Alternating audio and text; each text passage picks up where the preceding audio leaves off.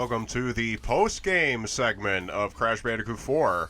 As a result of defeating Dr. Neo Cortex again for the fourth time, or is it the fifth? I think it's the fifth time now. We unlock the triple spin. So once again, a Crash Bandicoot game is rewarding the player for beating the final boss by giving even more abilities. But why? Because you gotta keep going. The game's not over just because you beat the final boss. You got flashback tapes, you got relics, you got inverted gems, you got the other things.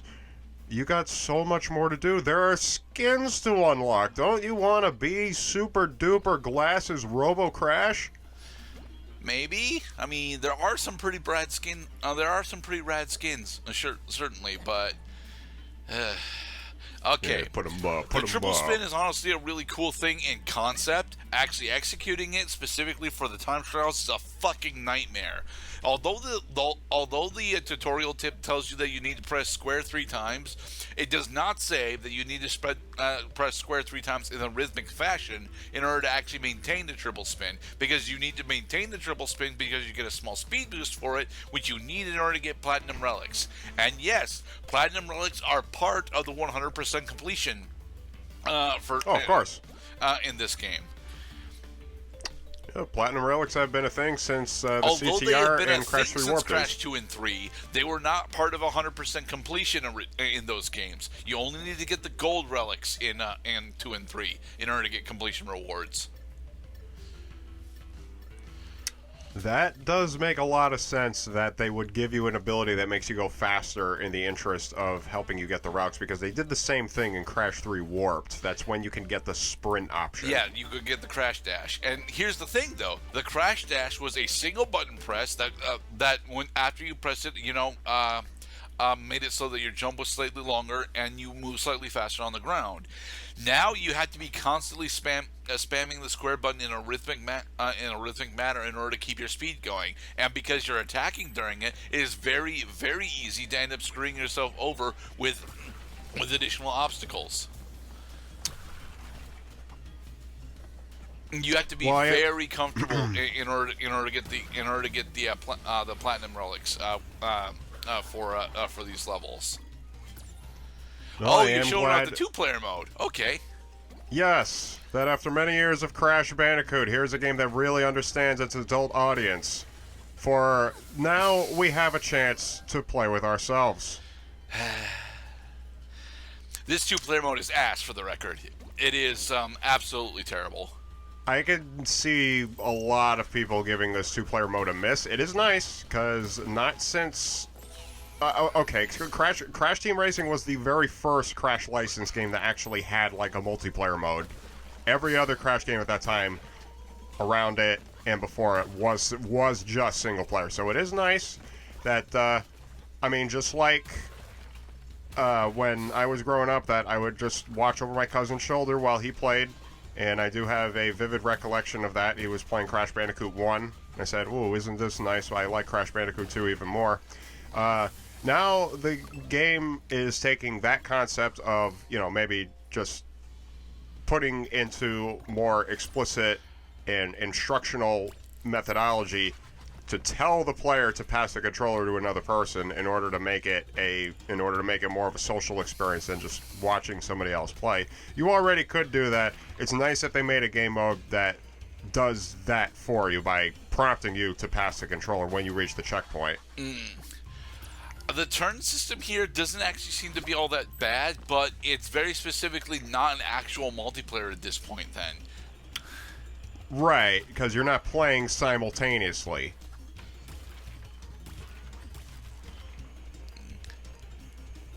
It is, checkpoint. See, you don't even have to hit the checkpoint boxes. The game just does it for you. Yeah. What I registered with this game is that usually the player that goes second has the advantage. Yeah, because they've got advance warning on what the obstacles are going to be. They get advance warning, and they also have a helpful ghost guide, which is the player that played before them, showing them how to get through the map. Mm-hmm.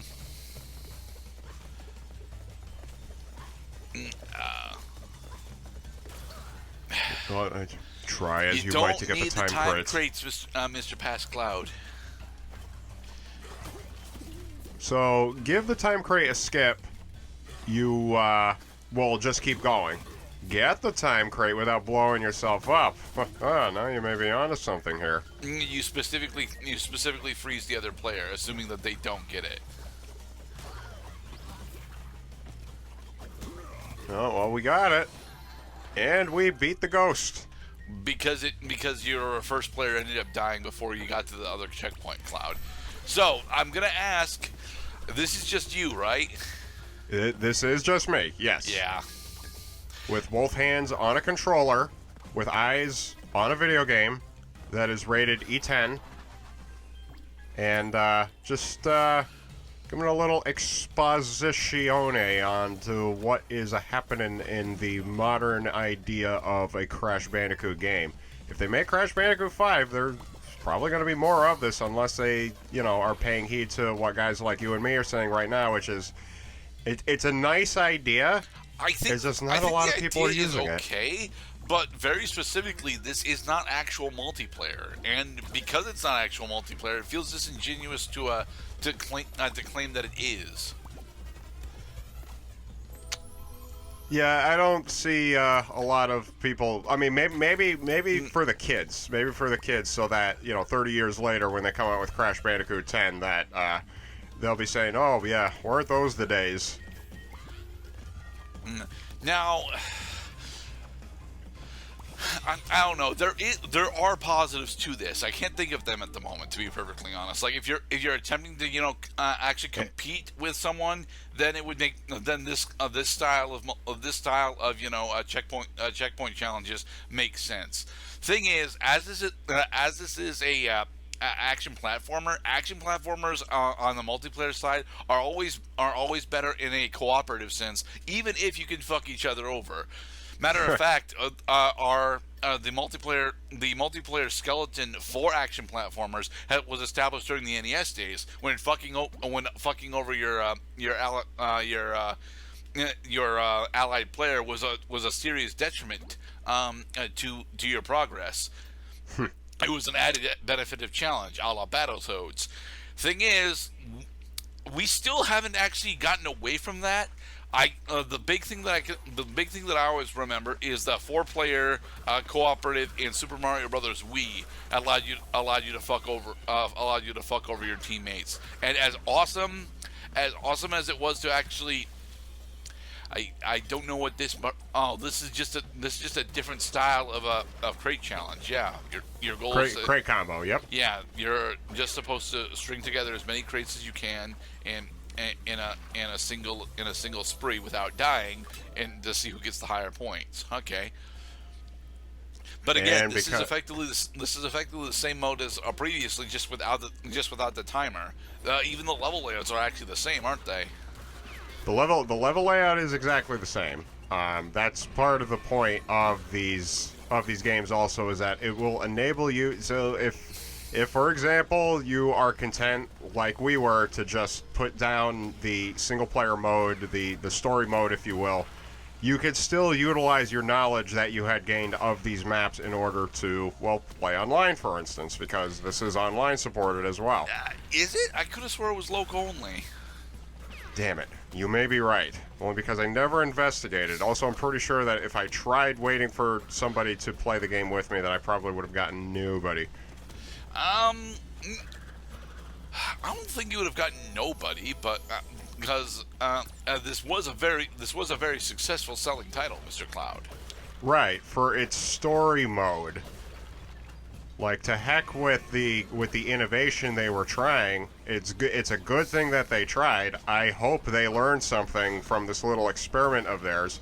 What I do like about the checkpoint race and crate combo is the checkpoint system itself. If you die, you don't have to go back over the portion of the map that you died on. You just move on to the next checkpoint. Like, gee, I wish the rest of the game was like that. No, because the whole reason why the checkpoint system is like that here specifically is that way players are not continuously stuck on one specific part. Oh, you managed to do the nitro glitch there. Nice. Nitro glitch. Nice. So that both players actually get to experience the different parts of the level. See, you're trying to use the slide. Slide, slide, slide, slide, slide. 32, 32, 32, 32. Oh my god, that's a lot of 32s. And jump, and bump. Oh, no, no. So 32 is the maximum additive combo that you can get. Okay. That's correct. So as long as you string crate breakages in quick succession, you will maximize your. So the combo meter just reset, right? Mm-hmm. So every crate. I guess I must be lucky or something. I did the nitro glitch a second time in a row without even trying. So as long as you continue to get the crates in quick succession, you will stay with a maximized crate score. And then when the combo meter expires, then the crates all get reset to the starting numeral. Yeah. So get the crates quickly, and you will get points on your and you will get total points equal to each successive crate that you get, according to the number that is on the crate. Okay, it and does go. eventually stop. Fuck yeah. Well, I mean, it's a wheel. So it spins around once and it makes a full revolution and you're back to where you started. I don't think it should have. Marks on every spoke. Then it should probably skip some spokes. I do agree that is a pain in the keister to have to do it that many times when there's a box gem on the line. Oh, there's a checkpoint, and freaking Coco, using her second turn in order to learn the map first and the box locations, or relearn anyway, is really crushing Crash right now. Why did you decide to do Cortex? No, this is Toxic Tunnels, right? This is nitro processing. Okay, this is nitro processing. Okay, why did you decide to do nitro processing again? I picked it randomly. Yeah, see, the game, if you don't want to leave it up to a single player's decision, like, for example, if some players are better at some levels than others, then don't leave it up to a player choice. Just let the computer pick it for you. That was the intention of the random select feature. See, what I'm doing for Rocket Rabbit right now, being the only player who's actually physically playing the game for this recording, is just exposing that is indeed a thing you can do, and also making an inference as to why they would let you do that in the first place. Right. Don't you go zapping me. Down the lift we go. Boolaga, ba-doom, boom. And here is where a lot of people should have their checkpoints shut down, is the wall running segment of nitro processing. Okay, and go. Over, and spin, and over, and spin. There we go. Up. Come on, Crash, you can do it. Yeah, get those boxes. Okay. Show little sis who's big bro. There you go, and It's all right. You're not being judged on how much time it takes for you to get to the checkpoint. Just as long as you can. I think the combo meter lasts for about 7 seconds. and it shifts up and down depending on what your multiplier is at. The higher your multiplier, the shorter you have to get to the next set of crates. Gotcha. Okay, well, let's see if Coco can repeat that performance. Nope. Because no, okay, all right. Now, just goes to show that just because you're player 2 does not necessarily mean that you can overcome the obstacles on your first try, and you only get one try. It's a great thing that you only get one try. If, for example, the level is really hard, it's the great equalizer if the obstacles are so complicated and difficult to get through that both players get tripped up, like at the same moments, for example. Unless you're going up against a real Crash Bandicoot 4, It's About Time Pro. You don't have to pretend that person exists, Mr. Cloud. Come on. No, he does. He does. Hey, man, they consulted Streets of Rage speedrunners in order to make Streets of Rage 4. Like, yeah, but people... Streets of Rage was a Sega Genesis arcade port that had a total of about 2 hours worth of content in it. Well, Streets of Rage 2 doubled that amount of content. To about 3.5 hours. Yes. Noticeably longer, and way more fun. Oh, you tied. Haha. Yeah, but there will be no time. There will be no tiebreaker though. Okay. That was in the next episode, we will finally go do credits because Pascal thought they were doing credits this episode, but we were not. Yeah, isn't it nice that in between rounds the game will just keep track of, during one game session who's been winning more, for example. It's interesting that they actually have 4 players, especially since it's all shared. It's all shared controller co-op, local co-op. It's not even local co-op. It's just a shared controller local. It is local co-op, unfortunately. Yeah. Be safe, everybody. Nice.